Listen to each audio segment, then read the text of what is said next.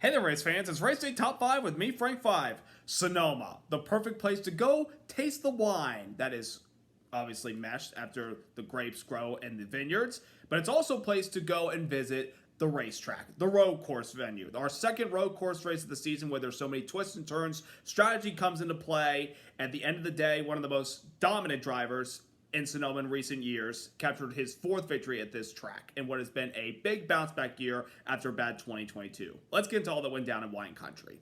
Number 1, Martin Truex Jr., MTJ, his second win of the season, his fourth win at Sonoma, putting him second in the all-time win list at this track behind Jeff Gordon. Truex captured yesterday's Toyota Save Mart 350, holding off Kyle Busch, Joey Logano, Chris Buescher, and Chase Elliott for the victory. Martin Truex Jr. was so good yesterday. Even though he didn't qualify that well, he qualified top 10, but you would expect a driver of his caliber to start in the top 5. He qualified in the top 10 and started to slowly, methodically work his way up into the top 5 and kept hounding his teammate, Denny Hamlin, towards the end of stage 1. You could tell the speed was definitely there in the 19 team. Their road course program this year, in general, Toyota, leaps and bounds better from where they were at this race a year ago. They were so bad. All of them finished outside the top 10. This time around, MTJ and the Toyota team, they turned it around completely. It was a complete 360 from where it was a year ago. Martin Truex Jr. was so dominant yesterday. He led 51 of the 110 laps. He was basically on cruise control for when he had the lead and had the track position. Nobody could really touch him. There were times where a few drivers might have had something for Martin Truex Jr., but for the record, MTJ was pretty much the class of the field yesterday. So strong. When the caution came out late in the race for his teammate having misfortune that brought out a yellow, some cars pitted, some drivers stayed out, and we'll talk about that a little bit later. But Martin Truex Jr., just about a lap and a half into the restart, took the lead away from Chase Elliott and started driving away, even though he had pressure from behind him and Kyle Busch. Kyle Busch was not letting Truex get away without a fight.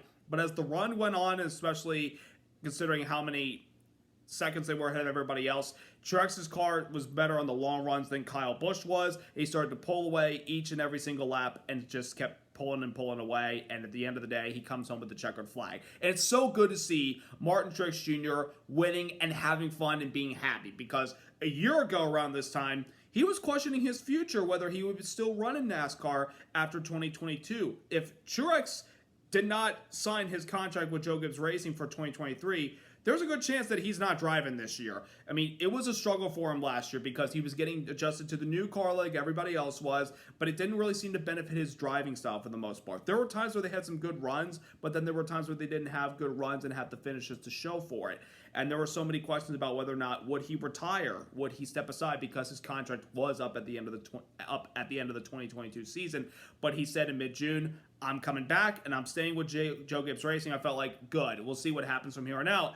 Well, from there on, the rest of the regular season, they came close to winning races, but couldn't get the job done, and they nearly pointed the way into the playoffs at Daytona, but because he got passed late in the going by a couple guys that he needed to beat to get the points cushion, he needed to beat Ryan Blaney. Truex found himself out of the playoffs for the first time since 2014, which was a massive shock to a lot of people, including myself, because a driver like Truex, who's won a championship before, should at least make the playoffs and at least have a chance to run for the title. But that's how bad a year it was for the 19 team last year. But this year, however, has been a complete 180. It's been really, really good for him. He won the opening race of the season. Even though it wasn't a points-paying event, he still won the first actual race that the Cup drivers ran this year at the Clash at the LA Coliseum, and he was so good that race. And then his first points win of the season came at his home track in Dover International Speedway on the weekend, where his little brother Ryan won on Saturday's race. Truex won the race that was delayed Monday because of Mother Nature. But he was so jubilant and having so much fun when he climbed out of the car winning that race. It was just so good to see MTJ very happy. And this weekend, a track where this is arguably his best road course track. We've had other drivers win here in the past, but when we talk about a driver you need to beat when it comes to the Sonoma Raceway, Martin Truex Jr. is the top dog. And this weekend, he was the top dog, and nobody had anything for him unless they got a few quarter panels close to him, but other than that, he was just on cruise control yesterday. And now his second win of the season, let's see how much more they can accumulate. I believe 2 or 3 more wins are coming Martin Truex Jr.'s way towards the end of this regular season before we get to the playoffs or in general this year. But a great win yesterday for Martin Truex Jr. and the 19 team. Number 2, Rowdy Busch, off the win last weekend at Gateway, pulls off a runner-up finish yesterday. This was Kyle Busch's best performance at Sonoma Raceway since I can remember. Again, last year with the Joe Gibbs team. They struggled mightily. They were not good at this race a year ago. I can't remember where they finished in 2021, but I know that they weren't as strong as Martin Truex Jr. or the two Hendrick cars that day. It's been quite a while since we've seen Kyle Busch up front competing for a win or a top 5 at Sonoma when he's actually had a good race car. I mean, I think 2017, maybe 2016 was the last time. I know he won here in 2015, his first win of the season, where he missed the first 11 races due to the broken leg, and of course he won that race at Sonoma, and that led to his hot summer that led him to the playoffs and of course the championship later in the year. But yesterday Kyle Busch started the race inside the top 15 and pretty much hovered there for the most part. Then we got a caution a couple laps into stage number 2 where it shook up the entire playing field. Some drivers pitted, while some that pitted a couple laps earlier, they stayed out and they gained track position. Kyle Busch was one of those drivers. Joey Logano was another one, and Ross Chastain and William Byron. But Kyle Busch was able to stay up there, and when he had that track position, his car was really competitive and had good lap times. Not really strong enough to keep up with Martin Truex Jr., even though he tried in that final restart. But nonetheless, to have that strategy fall right into their hands with the loose wheel on pit road, it paid out for them, and they were able to come away with a nice second place finish yesterday.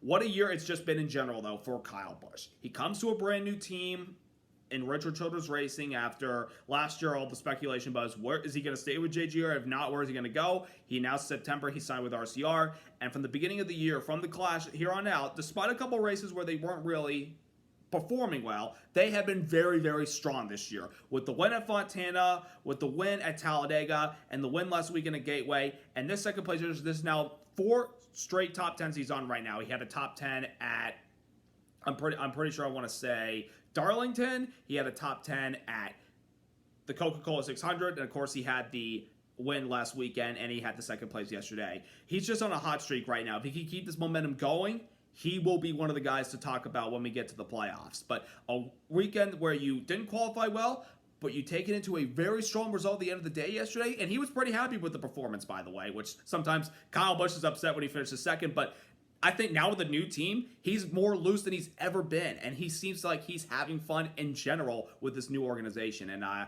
give him massive props. He did a really, really good job in yesterday's race to come away with a second place finish, but I guarantee you more wins are on the way for car number 8.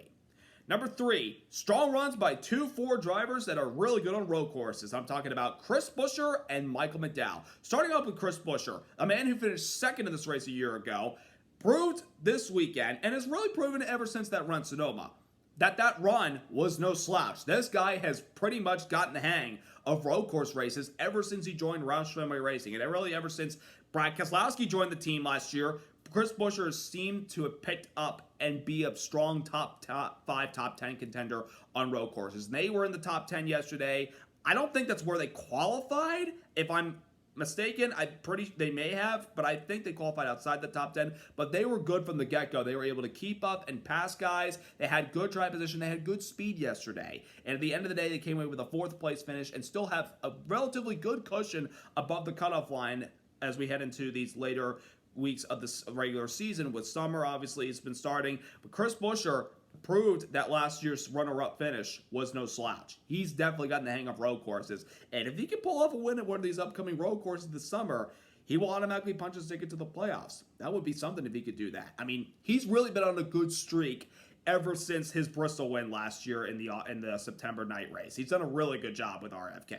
And then to Michael McDowell, a guy who's always been good at road courses ever since he came to the Cup Series, even when he was driving for low-budget teams or didn't really have the equipment for him. I think ever since he joined Front Row Motorsports in general, we've seen a lot of performance from Michael McDowell on the road courses. I mean, he's done really well for himself. He qualified in the top 5, and at times yesterday, he had a car that couldn't have kept up with Martin Truex Jr. But when he didn't necessarily have the track position, meaning he was stuck about 5th and 6th, while Truex was about 9 to 10 seconds ahead of everybody else, I mean, McDowell had a good race car yesterday. Could it have won the race if Martin Truex Jr. didn't exist? Maybe. But on that last pit stop of the race, his pit crew made a mistake. They were a little too slow on the right side or the left side, and he lost a ton of spots in the process.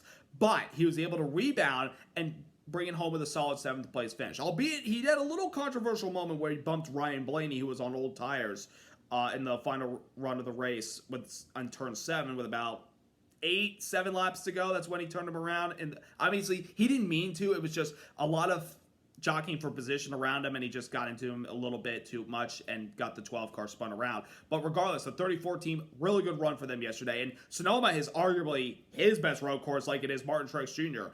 Other road courses, McDowell's good, but he's not great. Yesterday could have been a moment where he could have capitalized and punched his ticket to the playoffs. Now, points-wise, he could still point his way in if he keeps up this run. But we'll see where it goes from here, especially with a couple more road courses we got to run this summer before we get ready for the playoffs. But regardless, great runs yesterday by Buescher and McDowell. Number 4, road course aces surge and some struggle. Yesterday, it was pretty much, parity. Some of the road course drivers you expect to run up front had some good results, and others that normally run well on road courses didn't show up at all yesterday. So there were a few of them, and mostly some did well, some didn't. So let's get into some of them. Starting off with the road course king that we still call him, Chase Elliott finished with a 5th place finish yesterday. Remember, coming off the suspension from not competing in Gateway due to the incident he had with Denny Hamlin at the Charlotte Coca-Cola 600 race. Elliott came into this weekend feeling like he needed to at least be in the conversation to compete for the win. They qualified 10th. They had a good car in practice, but they made a mistake in qualifying. And in the race, they seemed to hover around 8th to 10th place for the most part. They did pit a little bit later than other guys and were able to vault them, or actually, they pitted a little bit earlier than other guys, and they were able to vault ahead of them. But when we got into the long runs, which he had a good long run car, the tire fall off was kicking in, and he started getting passed by a few guys. And then when we had that caution for the loose wheel, he got stuck back in the traffic, tried to work his way up, but couldn't. But when that final caution of the race came out, he took a gamble with Alan Gustafson to stay out. And they were hoping more guys would stay out, but instead we had 3 cars. Elliott was one of them.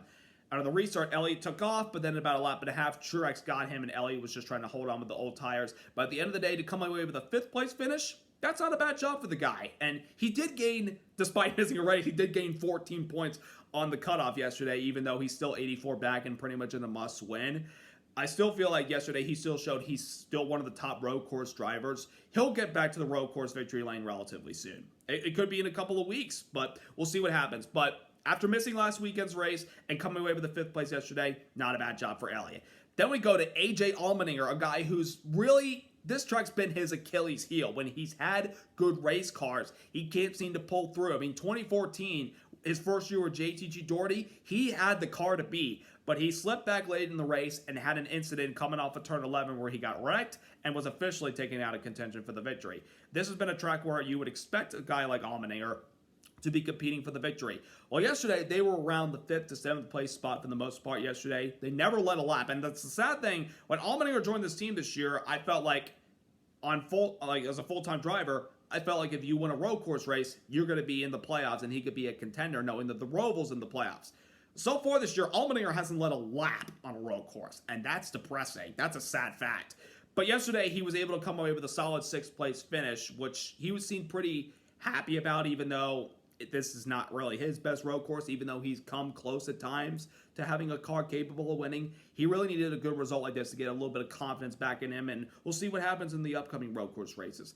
And then Kyle Larson, who won this race 2 years ago, he finished in the 8th spot yesterday, but they didn't qualify that well. They qualified 16th, and after the Xfinity race, where I felt like they had the best car, and they probably could have won the race if he didn't make that mistake in turn 11, he ended up finishing 3rd. If they didn't have a bad qualifying effort, I guarantee you he could have given Truex a run for his money yesterday. But they just lost their track position with that caution with the loose wheel. And at the end of the day, they were able to come away with an 8th place finish. So they make up for the bad qualifying effort, but you almost wonder what could have been for Larson. But those 3 drivers had a good day. As for the other 3 drivers I'm about to talk about, not the best. Starting off with Denny Hamlin, who started on the pole for this race, and he's a relatively good road course racer. He was so good at the beginning, holding off his teammates and Truex and Christopher Bell. It looked like he could have been the cat to beat, but when he lost the lead to Truex and lost some of his track position, he couldn't really seem to get it back. And when he got back to the top 10 with under 20 to go, I don't know what happened, but the car grazed the wall coming on this portion of the track where the start-finish line is and turned around and hit the wall on the other side, bringing out a caution, and ultimately it damaged the toe link, taking Denny Hamlin out of the event. So he went from being on the pole and winning stage 1 to finishing dead last in the race because of that incident. Then we go to Tyler Reddick, a man who won the first road course race this year at Circuit of the Americas. I expected him to be in the conversation because he's really become a good road course racer ever since he joined the Cup Series. But this weekend, he disappointed me in all honesty. He ran top 10 early on, but it seemed like when we got in those long runs, the car faded and just wasn't that good. And late in the race, he was one of the drivers with Elliott that stayed out on that last caution to try to get the best finish possible. And it looked like they were going to get a top 10 finish. But something happened in turn 11 where I think maybe they got hit by the 22 of Logano and ultimately cut the tire, and Reddick was officially taken out of contention. And then what happened was that he, instead of bringing out a caution, he just did a complete U-turn before he got to that section of the start-finish line with the wall on both sides. He went back the other way and went back down pit road to serve a pit stop to change those tires, which kept the race under green, which I do applaud him for doing that to keep it going so we didn't have another late race restart, because I felt like we could have gotten a little bit of calamity in those late few laps. However, he still got a penalty because of that, and he ultimately finished 33rd, one lap down. And then last year's winner, Daniel Suarez. When you win the race, when you're coming to the track where you got your first Career Cup win, I expect you to be in the conversation for the victory, and he's a good road course racer. But on the first lap of the race yesterday, coming off of turn 4A down that straightaway to turn 7, Suarez dropped a bunch of spots from inside the top 10 to 27th because he apparently, I don't know if he missed a shift or something and he mixed it up from his Xfinity car that he was running on Saturday, or he just revved it up a little too much and he lost a lot of spots in the process, and quite frankly, never got in the conversation at the end of the race. He ultimately came home 22nd. Now, that's disappointing considering he got the win here a year ago. It's unfortunate, but unfortunately, when you have misfortunes at road courses, you almost never rebound from it unless if luck goes your way. But at the end of the day, some of those drivers like Elliott, Allmendinger, and Larson came away with good results yesterday, while some strong road course aces in Hamlin, Reddick, and Suarez ended up with bad results. And number 5, strategy. That was the main talking point of yesterday's race. This was the second road course race that we ran on this year where we don't have stage breaks anymore. So for every road course race this year, no cautions comes out at the end of the stage. We keep going. And that really opened up the book for these crew chiefs to decide, okay, here's where we're going to pit you, knowing that we don't have to worry about pits being closed with 2 to go before the end of the lap where it ends the stage, because we won't get a break from it. We'll pit you a couple laps before this segment. We'll pit you a couple laps after we complete this segment. We saw a lot of that in the first stint of the race yesterday, where some guys like the 9 and the 5 pitted earlier to vault at a couple guys that they were kind of stuck behind because they couldn't really seem to pass them. They felt like, let's pit and let's get those fresh tires on and gain some of that lost track time to try to vault over those guys when they make their pit stop. And it worked until we hit the long runs and the tires became a factor. We saw a lot of those guys. And when that caution came out for that loose wheel a couple laps into stage 2, it really shook up the field a lot because it put those guys like Busch and Logano and Byron and Chastain in the top 5 and put some guys like Truex, Larson, Hamlin, Elliott, McDowell, and others kind of behind a little bit, even though some of them were able to pass guys. Others weren't quite as fortunate until they got that late race yellow for the 11 car. I feel like that eliminating the stage breaks for the road courses has made the road course racing a little more interesting this time around. Because, again, last year it was tough on road courses, I feel like, with this next-gen car because of the stage breaks and people complaining it was kind of a little bit difficult to pass. We did see a little more passing this time around at Sonoma than we did a year ago. So I felt like we were making progress. We still have a little ways to go, but that doesn't mean we're not going to stop trying. But I felt like with the strategy yesterday, with the elimination of the stage breaks, made for a very entertaining race to see who's going to do what. I mean, when that caution came out, some guys like Elliott, Reddick, and Ryan Blaney decided to stay out while everybody else pitted. And that kind of puzzled me. I kind of thought more guys would take a gamble to stay out to hope to get a better finish than where they would have where they were running most of the time, like Brad Keselowski, Bubba Wallace, even Daniel Suarez after his mishap on lap 1. I thought they would have taken a gamble to stay out and try to get a better finish than where they were running if they would have probably pitted with everybody else. But they did, and unfortunately some of them didn't get the best results, others did. But that's what happens when you have strategy at these road courses. And I felt like it put together a very interesting race yesterday. Yesterday was also the final race of the season for NASCAR on Fox. After their 16 races of covering the first half of the season, from the Clash at the LA Coliseum, from the Daytona 500, all the way to the Checkered Flag in Wine Country in Sonoma, we've had quite a ride with them this year. Mike Joy and Clint Boyer carrying them around with guest analysts from Tony Stewart to Darrell Waltrip for the All-Star race. Jamie McMurray joined us this weekend. Bobby Labonte joined us. Bill Elliott, Richard Petty, and Kyle Petty, and Carl Edwards for the throwback race at Darlington. We had Kurt Busch join us. Gunter Steiner from Haas F1 team joined us at COTA with Kurt Busch in that event. We had a couple other guys. I think I mentioned Bobby Labonte. If I didn't, I apologize for that one.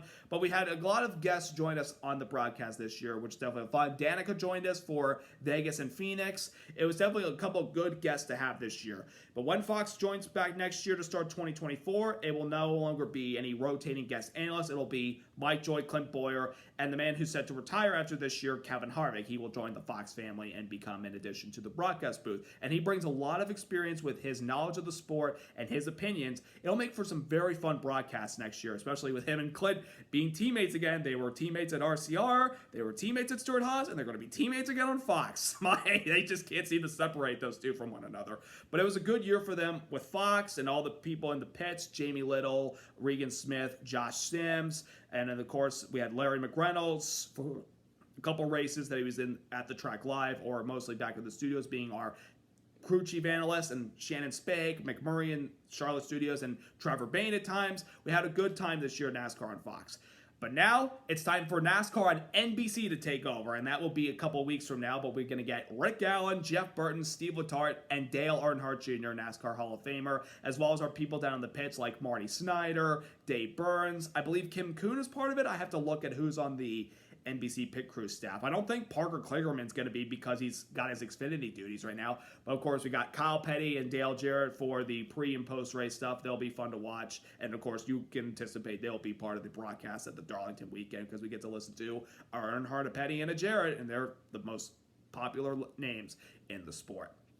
So we'll be headed to Nashville Super Speedway, but not this upcoming weekend. This upcoming weekend, it's Father's Day, and that means time to celebrate with your dads. Just a quick shout out. I love you, Dad, so much. And of course, you were the reason you got me into NASCAR from the start and also in the National Football League and fishing and other things. And I can't thank you enough. I love you, love you, love you from the bottom of my heart. And you made me the man I am today. And I continue to look up to you and I continue to support you through good and bad times. You're the best. I love you, Dad, so much.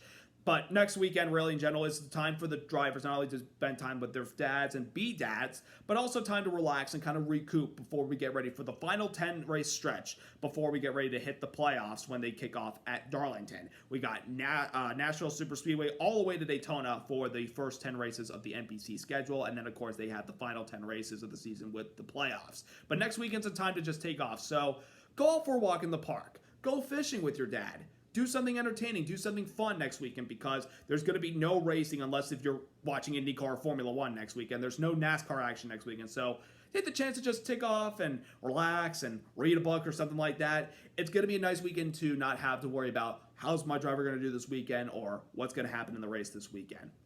It'll be a good time to just take off from all this and just relax, and then we're back at it the last weekend of June and Nashville on NBC. So we'll see who wins that race. Last year it was Chase Elliott, and the race was supposed to finish in late night, but actually finished under the lights because of the weather delay. He ended up winning that race. Will he win it? Will Kyle Larson, who won the first race, win it? Or will MTJ, Martin Truex, off the dominance at Sonoma, win the first race when we come back from the off weekend? We'll see what happens. But in the meantime, y'all have a wonderful off weekend and have a wonderful Father's Day with your dads, and to any dads out there, happy Father's Day to you all. Subscribe, like, and once again, congrats to Martin Truex Jr. and the 19 team on their dominant win at Sonoma yesterday. Have a great off weekend, everybody. And one more time before the off weekend, let's go racing.